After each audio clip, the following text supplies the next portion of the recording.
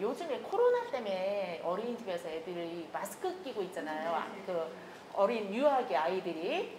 그러니까 발음이 참 부정확하다는 얘기가 좀 많이 나와요. 아이들이. 그리고 좀 늦댄다라는 얘기도 있고. 제가 드리고 싶은 질문이 두 가지인데, 이런 아이들을 위해서는 집에서 부모들이 많이 소통해야 하는 게 도움이 되나요? 그럼요.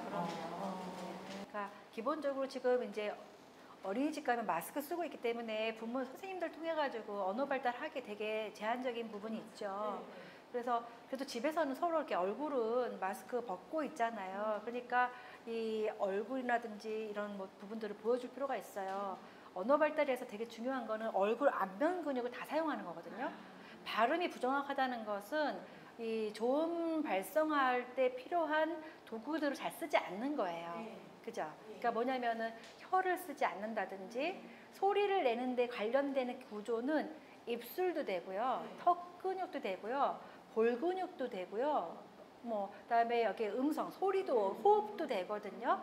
근데 이제 우리 아이들이 이렇게 발음이 부족한 것은 입을 많이 안 움직인다거나 아니면 안면 근육을 많이 안 쓴다거나 이렇게 해서 아이들의 발음이 부족한 거기 때문에 평상시에 이런 근육들을 많이 쓸 수 있는 활동들을 집에서 많이 해주시면 발음 문제는 해소될 수 있다.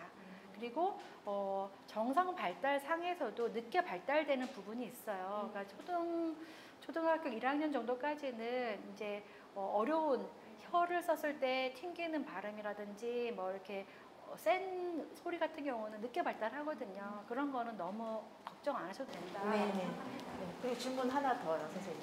우리 아이들이 좀 늦대잖아요. 늦대인데 일반 아이들도 그렇고 뭐 우리 아이들도 그렇고 보면은 이 핸드폰 중독, 게임 중독, 이렇게 PC 중독, 이렇게 이런 스마트 쪽 이렇게 기기와 관련돼서 애들이 중독성이 좀 강해요. 근데 제가 봤을 때는 우리 아이들이 더 취약한 느낌인 것 같다는 생각이 들어요. 그래서 유아기 때 이런 느린 학습자 아이들을 더 빨리 조기 발견하면은 부모님들이 이런 스마트 쪽, 기기 쪽을 어떻게 다뤄야 되는지, 그다음에 학년기엔 또 어떻게 해줘야 되는지, 이것도 이제 학습하고 연결될 것 같다는 생각이 들거든요. 네네네. 예, 좀 말씀.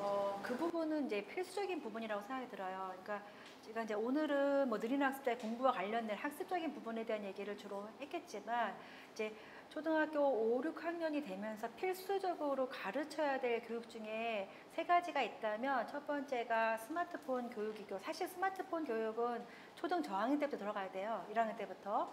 그리고 이제 두 번째가 경제 교육이에요. 돈과 관련된 교육이 들어가야 되고, 세 번째가 성교육입니다.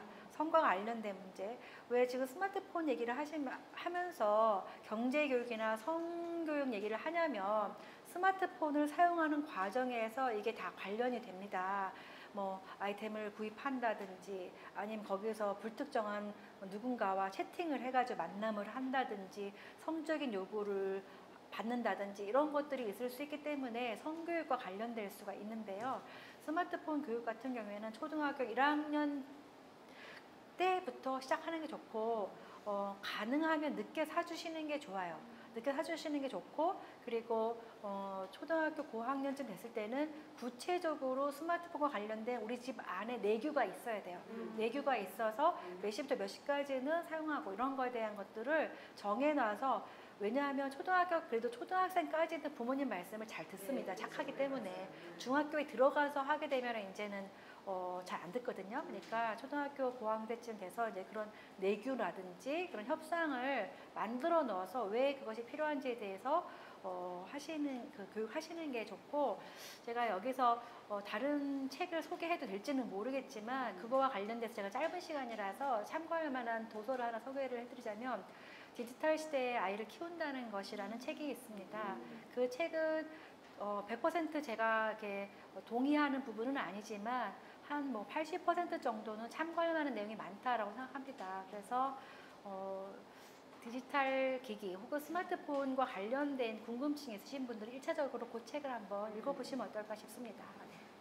보니까 엄마들이 이렇게 아이들이 스마트 교육을 하는 것도 중요한데 부모님들이 너무 많이 이게 스마트폰을 보시더라고요. 그러니까 아이들이 부모님하고 소통해야 될 시간에 부모님들이 이제 스마트폰을 하시면서 게임을 하거나 아빠나 엄마가 게임을 하거나 톡을 한다거나 뭐 책을 본다거나 뭐 여러 가지 그 안에서 뭐 게임을 하는 작업들을 하시잖아요. 근데 그게 결국 우리 아이들한테는 안 좋잖아요.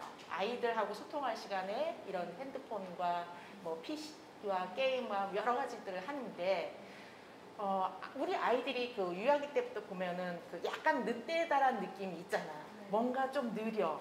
근데 아까 선생님 말씀하신 대로 느리긴 한데 좀 애매해. 이런 아이들 이렇게 너무 스마트폰이 일반화돼 있어서 부모님들이 이거를 아이 앞에서 노출을 하는 게 그거는 이제 뭐 말씀드리지 않아도 네. 뭐 너무나 제가 계속 얘기하는데도 선생님이 얘기하시는 거와 제가 얘기하는 거와 또 틀리니까 네. 좀 그래서 내규라는 게 필요한 겁니다. 집안 안에서 근데 그 내규가 엄마가 일방적으로 우리 이렇게 하자라고 하는 건 내규가 아니에요.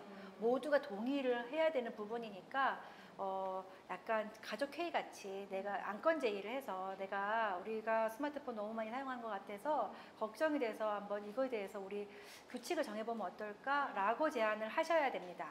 만약에 뭐 10시 넘어서부터는 하지 말자, 아빠도 하지 말고 이 얘기는 엄마의 일방적인 지시이기 때문에 안 될 거라고 생각해요. 그래서 모두가 합의되는 규칙을 정하는 게 필요하지 않겠는가 그런 생각이 됩니다.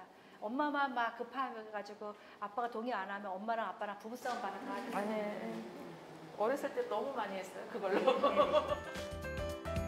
발달장애인 가족들과 함께하는 채널 우리 아이 연구소.